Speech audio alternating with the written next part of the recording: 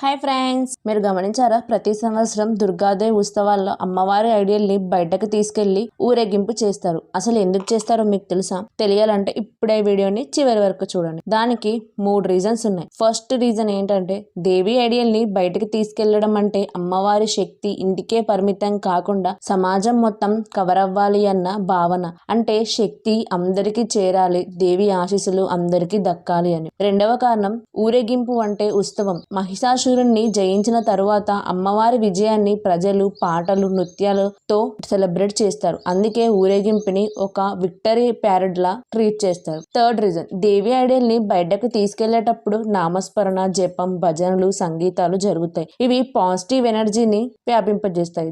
మరి దీనివల్ల ప్రజల్లో యూనిటీ, డెవోషన్ పెరుగుతాయి. సో ఫ్రెండ్స్, దుర్గాదేవి ఐడియల్ ని ఊరేగింపు అంటే కేవలం ట్రెడిషనల్ మాత్రమే కాదు, అది శక్తి, విజయం, భక్తుల ఏకత్వం, సమాజానికి అమ్మవారి కరుణాన్ని గుర్తు చేసే ఉత్సవం. మీరు కూడా ఈ ఊరేగింపులో పాల్గొన్న స్పెషల్ మెమొరీ ఏమైనా ఉంటే కామెంట్ లో షేర్ చేయండి. మరిన్ని వీడియోస్ కోసం ఇప్పుడే మన ఛానల్ ని సబ్స్క్రైబ్ చేయండి.